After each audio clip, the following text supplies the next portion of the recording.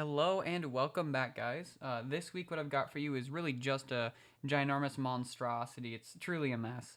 But I set myself a challenge, and the challenge this week was to make a pile deck. It's something I've been wanting to do for a little while now, and with some of the new support that's come out for, the game in general, but some of the new support that has come out through the Duelist Nexus and the Basil Legend has really pushed me into really thinking about how I can go about it. And so my initial thought was, let's make tri-axis, but let's see what else we can do. So, for the uninitiated, tri-axis, it stands for, well, in the war, like World War II, tri-axis was the evil people. But in Yu-Gi-Oh, it means the level 3 little guys. So, a good base for every tri-axis deck will always be Water Enchantress of the Temple and that package. It always gets you a free Omni Negate, and it also gets you a discard, which for the tri-axis package is, or real set of cards, is pretty useful because the Phantom Knights all want to be in graveyard. So having access to that is pretty good. It also gives you something, or gives you a level 4 non-tuner body, which ends up being surprisingly important in this build. But yeah, just the standard Brave pack, 3 Enchantress, 3 Right, a Griffin Rider, a Fateful, and a Draco back. I mean, you could probably put in the Illegal Knight. There's nothing stopping you because this list is, it's not under 40. It's not at 40. It's much over. But yeah, so you wouldn't really be in too much trouble if you did that. So the second engine is the P.u.n.k engine. And so we are going to run as many ways into a level 3 body as we can, mostly Xiamen. So Emergency Teleport and Emergency Teleport 2, Electric Boogaloo. And of course Xiamen, because that is the best individual P.u.n.k name that you can get to. I also happen to be running a Wagon and an Extreme Session. So it feels weird to play this, but this isn't played like a normal P.u.n.k engine is. And it's much more like the based deck would play back in ye old day, where you'd use Xiamen and you'd grab Foxy. Foxy plus another card makes Xiamen and Deer Note on board. These two would turn into Chaos Ruler or Pepega Ruler. You'd MILF 5, and then you'd bring back the Foxy Tune off the Deer Note, and you'd use Foxy Tune plus the Deer Note to make Zombie Vampire and mill another 4. It works similar to that, where these are just cards that help enable the other engines and don't really do anything itself. But the P.u.n.k engine is always just really powerful because of how many free summons it gets and the fact that it's level 3. Something that's weird about this list compared to the base list, though, is that we are playing the Extreme Sessions and the Wagon. So the point of all that is we want to be able to toggle into the Dragon Ravine, and that was the easiest way I could find into a field spell to send off of like Ancient Fairy Dragon for Dragon Ravine. Another engine we could use is Runic, but this deck is able to OTK really well, so I wanted to maintain the ability to like attack on the next turn. So, as alluded to, the next engine is the Phantom Knights engine, and this is mostly bare bones. It's pretty much just everything you need to make it work. So, of course, you've got 3 Torn Scales, 2 Cloak, and 2 Boots, though theoretically you could run 1 Cloak, 1 Boots, but I like seeing Boots as like a Cloak as a discard or a mill, and Boots is always a good extender if we're able to get into the Phantom Knights engine. You have to run the 1 Ragged Gloves. Ragged Gloves turns a lot of weird, almost playable hands into very playable hands, in fact, very good hands, without having to get rid of anything that you already have. And then we've got 2 Fogblade, but since we're playing such a high number, you could probably put it at 50 or put it at 3. We're pretty much trying to push for 60 here. This list isn't quite 60, but the actual ratios isn't all that important outside of maximizing Torn Scales and having at least 1 sword or whatever the other one is. I use the Phantom Knight sword. I think the other one that's not Fogblade, that's only used to Reborn, you can play that as well. And then you also have to make sure you've got the 1 Ragged Gloves so that you can send the Phantom Knight sword or whatever you use. And then obviously the Burning Abysses, whenever you're playing with the Phantom Knights, they're going to make their appearance because I believe it's Send Seer, right? No. Send Graph will summon Seer. Turn this Seer plus the Cherubini into Bardiche. Summon back the Cherubini. There you go. Summon back the Cherubini, and it's just free. So of course we play that little engine. Though to note, something that's not being played in this list is the little trap guy. I probably could play him, but I haven't tested with him, and I've never been used to playing with him, so it was kind of a bit of an oversight. Alright, so now the real difference with this list as opposed to based is we're trying to run as many like tuners that we can put on board as possible. So we already have the P.u.n.k engine, but now we also have the Ringo Worm, which is another target to send off of Ravine, and the Assault Synchron plus the Tuning Searcher.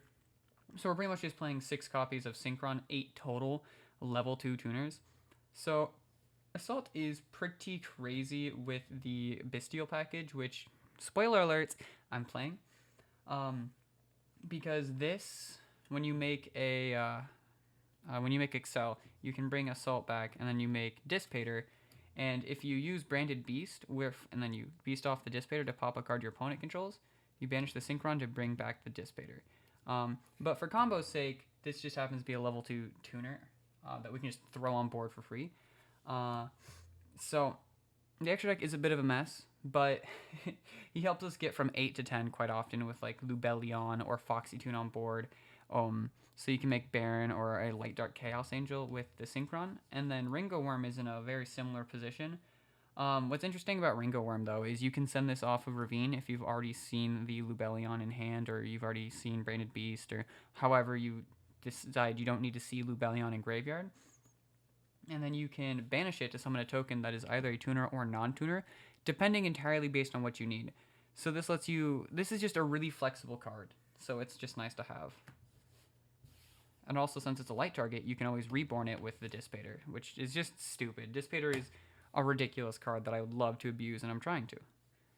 And so we've got really a minimal package here, though that's only because I don't really have 3 of Magnum and Lubellion, but we're going to ignore that. But we've just got 2 good cards in Foolish Burial and Dragon Ravine. Dragon Ravine is actually just so insane. Not only is it a discard for you, it lets you send the Draco Berserker or the Ringo Worm mentioned earlier.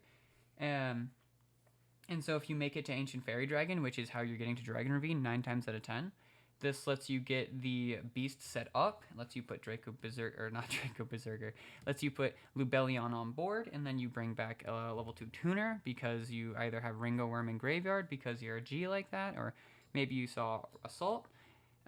Which actually will bring back the Ancient Fairy Dragon, and then when you've got a leftover Punk body, you're making Baron or Dissipator, and then it's insane, it's crazy. Lets you do a lot. Outside of that, we've just got Magnuma and Druis Worm. Both of these are just targets for if you see Lubellion. It's never bad to see Magnuma, right? It's just a free body. Druis Worm is the better of the 2 for interaction's sake, because we're trying to set up Druis Worm plus Beast to rip 2 off your opponent's board. But we're playing both just because they're good, and so why not? It gives you a purpose for the Lubellion in case you've already seen Beast. Just a free searcher. But yeah, that's the main deck. That is 50 cards. So we're 10 cards short of a 60 card pile. Not for lack of trying, but I need to figure out what I want the last 10 cards to be. I'm really trying to decide between some like consistency pieces like Small World. I don't know if we can do Prosperity, though. Prosperity might be the way. But stuff like that, or if I want to go board breaker cards or kaijus. So like we don't really need our normal summon most of the time. So Lava Golem would probably be very good in this deck. Just like the kaijus, and something I thought about was playing the Interrupted Kaiju Slumber to summon 1 on each side, because level 8 bodies are actually really good for us. It also clears the board, but I don't know yet. I'm still tinkering around with those last 8. But what I do know is that some of this extra deck is actually mandatory, so let's get to it. So to start, we've got our links, at least the important ones, those being Cherry Beanie and Bardiche. This is what makes the Phantom Knights engine go burr. And Cherry Beanie specifically is what lets the whole tri-axis thing really work, because this gets you whatever level 3 you need in the graveyard to continue playing in the graveyard. So if you've only seen Phantom Knights and you're trying to play, you've only seen Phantom Knights, you can dump the Enchantress, and then from the Enchantress, you get full Brave.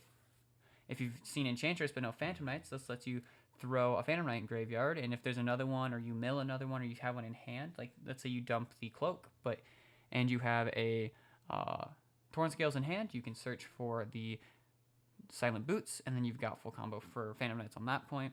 And then also lets you get the Seer Graph combo that gets you to Bardiche. Bardiche is just insane.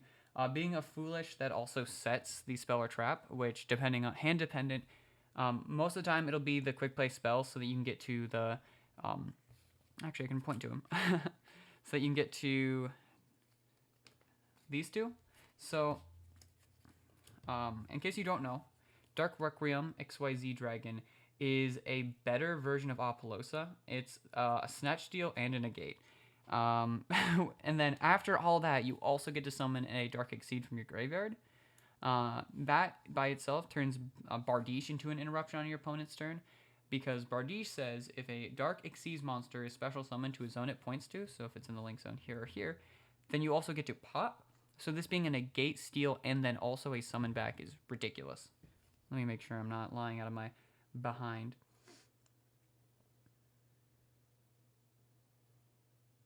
Oh no, it's not Negate Steal, it's just Negate and Destroy. I'm sorry guys, I lied. But you do get the summon effect, so Negate, Destroy, and then summon back from your graveyard, and then also get the pop. Still absolutely crazy, so that's that. And then it is important, in fact, that we are playing the Dark Rebellion underneath, because Dark Rebellion is what gives the Dark Requiem that effect as a quick effect. It's also not bad for a OTK. But, yeah, that's what those guys do. From there, other important pieces are, of course, actually just the one Punk card in the extra deck. We're only playing the Jam Dragon Drive, and I'm not even certain we're going to make it all that much, but in the case it does come up, we've got it. We've got Excel, because Excel lets you bridge a lot. If you see Assault Synchron in Graveyard, or you've already used it for something, and then, or discarded it even, this lets you bring it back and get to a 10, which is really crazy. And then, of course, since we're running Excel, you have to run your 10s. So I've got Chaos Angel and Baron and Dissipator in this list still, because these are the three most abusable Synchro 10s in the format as it stands. And it's probably going to stay that way. And then since we're running a lot of lights, since we're playing a lot of level 8 lights, it makes Chaos Angel that much stronger in our deck, since Assault is the Dark 2. Alternatively, there's no alternative. That's the best way to do it. I would say you could use the Ringo Worm token, but then it's just light, which means that Chaos Angel is only unaffected by monster effects, which is still pretty good, but it's not, as good as a light Dark Chaos Angel, if you know what I mean. Let's see. Next we've got, of course, Downward Zeus.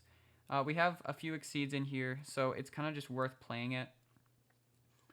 Zeus is good. It's not that complicated. I wish there was more to say, but just Downward Zeus when you don't know what the hell to do. We play the Break Sword because we're playing Phantom Knights. This is what enables the combo that lets you go into Rebellion and then Requiem, since you'll summon the Break Sword into a zone that Phantom Knights of Rusty Bardiche points to, which will then let you pop the Break Sword because Bardiche is not a fair card. Break Sword summons back 2 of your Phantom Knights in Graveyard, but makes them both level 4, which lets you make a Dark Rebellion, which then turns into Requiem on your opponent's turn with a quick play spell. And then to finish it out, it's actually just kind of 3 funny cards. I know Ancient Fairy is mandatory for this list if it lets us toggle between what engines we're playing. But these last 2 are very interesting, and they're kind of just last-second add-ons, and so that is Hyper Librarian and Borrowload Savage. Borrowload Savage kind of just makes sense for this deck because we are playing the 2 links, and almost always Cherubini will end up in the graveyard. And if we end up making more space, which we very well could, by just taking these 2 cards out of the entire deck, right there, the Jam Dragon and the Librarian, we could play an IP package into IP Apollosa or IP Unicorn, and then that just makes Savage that much stronger.